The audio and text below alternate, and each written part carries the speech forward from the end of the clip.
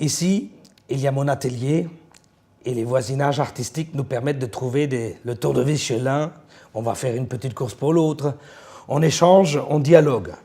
C'est stimulant de partager nos questionnements. Aujourd'hui, par exemple, dans mon atelier, il y a l'artiste exposant Hakim Ressaoui, que le commissaire de l'expo, Bruno Boudjelal, m'a demandé d'accueillir. Toute la semaine, nous allons échanger et pratiquer ensemble. J'aime passer de longues heures dans le studio, jusqu'à sentir que quelque chose apparaît. Voilà, quand on a un lieu à sa disposition, on a le luxe du temps. On peut se permettre d'en perdre, mais on sait qu'il va se passer quelque chose à un moment. On peut laisser ses chaussettes, ses feuilles de papier, ses livres. Voilà. Alors, parce que l'idée de productivité rend la création quand même très compliquée. Et le temps, le rendement du temps. Et je crois que je me rapproche pour ça des plasticiens. C'est-à-dire que quand on visite un atelier d'artiste, le lieu est complètement imprégné du travail qui s'y fait. Et un studio, c'est un peu ça aussi, c'est pouvoir laisser des traces de son travail.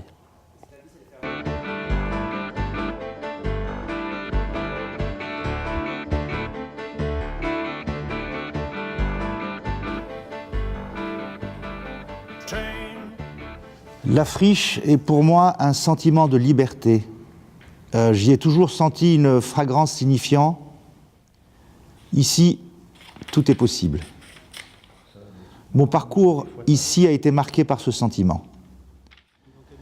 J'aime penser la friche comme une grosse machine qui prend l'eau de partout, avec du jeu dans tous les rouages, des toussotements, des tremblements. Sans les conditions de cette dérive, ça ne marche pas. Dès que les choses sont fixées, elles meurent. Donc quand je m'installe à la friche, c'est en 92, j'ai 45 ans. Et c'est un petit studio à l'entrée de la rue Jobin, qui était des anciennes maisons d'ouvriers qui devaient vivre là-dedans, quoi. Et effectivement, ce que j'ai toujours mis en avant dans ma pratique, c'est par rapport aussi à la composition, bien sûr, musicale et sonore. Et puis aussi la formation, c'est-à-dire à travers on faisait des stages et des formations. Il y a même une formation qui a duré 2 ans, quoi, avec un groupe de 10 ados. Je viens du milieu de la musique. Plus tard, je me suis intéressé au dessin. Je me suis très vite rendu compte que la liberté d'expression n'était pas envisageable sans lieu pour produire. La friche est un lieu qui m'a permis de produire un maximum de choses inavouables. J'ai pu produire ici mon œuvre, travailler, construire, éditer, diffuser, accueillir des gens. La friche a donc permis cela et amplifié à la fois ma capacité de rencontre et d'interaction avec d'autres parcours artistiques et un public que je n'aurais jamais côtoyé. La friche, c'est impossible. Ce n'est pas un monolithe. Elle n'a pas de limite.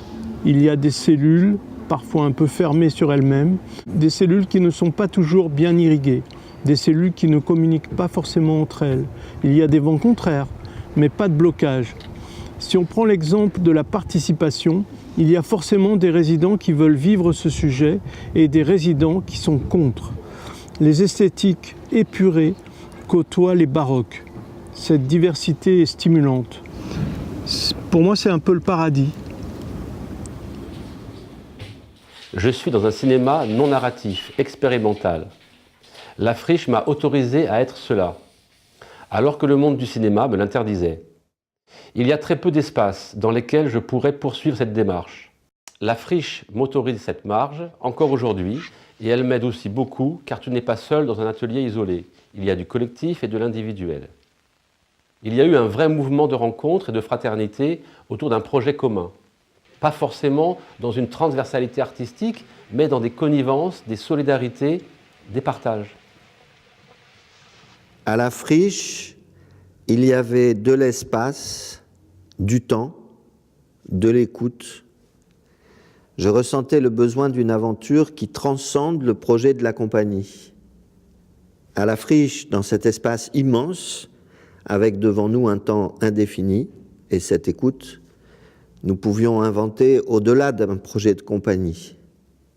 Pour moi, la question n'était pas où la compagnie peut-elle se mettre à la friche, mais comment dialoguer avec la friche dans son ensemble, comment entrer dans un lieu et une aventure collective.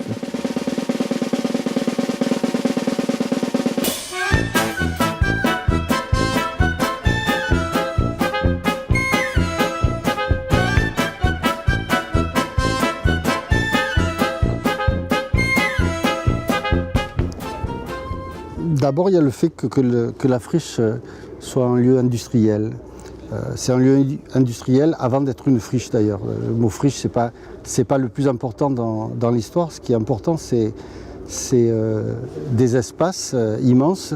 C'est une absence de définition, ou un lieu qui a perdu sa définition, en tout cas qui n'en a plus, et qui s'en trouve plus libre. Voilà. Donc c'est un peu un lieu sans fonction et sans projet. Et comme dirait Gilles Clément, voilà, ces lieux sont des parfaits délaissés. Du coup, c'est un espace de liberté immense où on peut cultiver l'indéfinition et en même temps expérimenter tous les usages possibles, toutes les manières d'habiter collectivement, mais individuellement aussi. Et en fait, c'est là où on se dit que ce n'est pas le projet qui conditionne l'existence de la friche, mais c'est le présent. C'est vraiment explorer le présent, lui donner une densité. Finalement, c'est ça. C'est agir dans un présent continu, quoi. Vous êtes ici, c'est 3 ans de travail pour une proposition inédite, à la fois pour nous, mais aussi, je crois, pour les 11 000 personnes qui sont venues voir cet ovni. Une installation dans la nuit, parce que la nuit, tout est plus doux, mystérieux, les sens sont en éveil, les paysages moins agressifs, le son différent.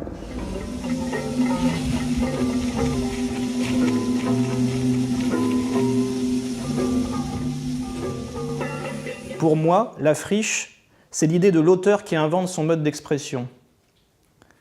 C'est une spécificité de ce lieu. Ici, on invente son stylo. Pour moi, cinéaste, le scénario n'est pas forcément le premier pas, tout du moins le plus essentiel. Pour moi, c'est le processus qui est plus important que le scénario et même que l'œuvre. Inventer le mode de fabrication, pour moi, est essentiel. La friche, c'est mon lieu de travail, mais c'est aussi les rencontres, le brassage du théâtre, de la musique, de la danse. Ce qui est bien, c'est le côté frichiste qui s'est créé ici, que nous avons tous contribué à créer. Ici, je pratique mon instrument dans la répétition, la transmission et la représentation. Avoir une base après l'arrêt de Queue de la Gueule m'a permis de brasser un univers artistique plus large et de générer un lieu d'échange. Quand je suis arrivé à la friche à l'invitation de Radio Grenouille, on m'a laissé choisir parmi tous les espaces disponibles. Il y avait des lieux vierges, en transit, mais aussi des espaces déjà aménagés qui accueillaient des spectacles, des expositions. J'ai choisi un lieu très vide dont j'aimais bien le potentiel. C'est comme un espace en jachère. Même sans trace visible, il y a une vie qui suinte. L'artiste n'est pas obligé d'exister par lui-même, de tout inventer. L'espace lui tend la main. It's not about saying yes. It's about not saying no. I don't feel used by men. Esto es como estar en el límite del precipicio y no saber por qué. Რაღაცები ისე ხდება, რომ მე არც კი მინდა. Თავს არ ვიცავს სექსის დროს, რაც მომევა. Kroppen min är en eiendel jag aldrig har ägt. Varför säljer den? Они живут одной ночью. Они живут одной дозой.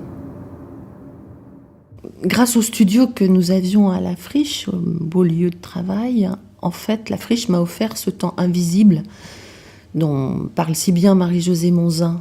On pouvait faire des tas d'activités sans efficacité demandée immédiatement. On lisait ensemble. On pouvait inviter par exemple quelqu'un comme Aurélien Descloseaux pour faire un travail de danse qui débouchait pas du tout sur quelque chose d'utilisable pour un spectacle, mais ça nous ouvrait des horizons.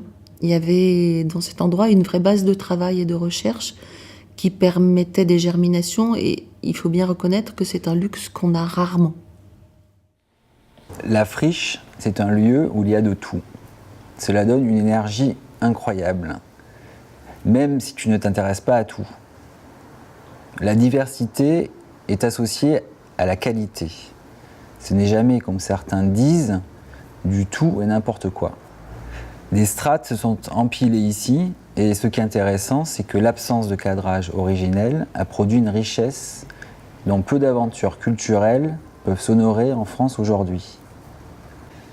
Les projets pré-pensés ont plus de cohérence, plus de lisibilité, mais pas cette richesse et cette diversité.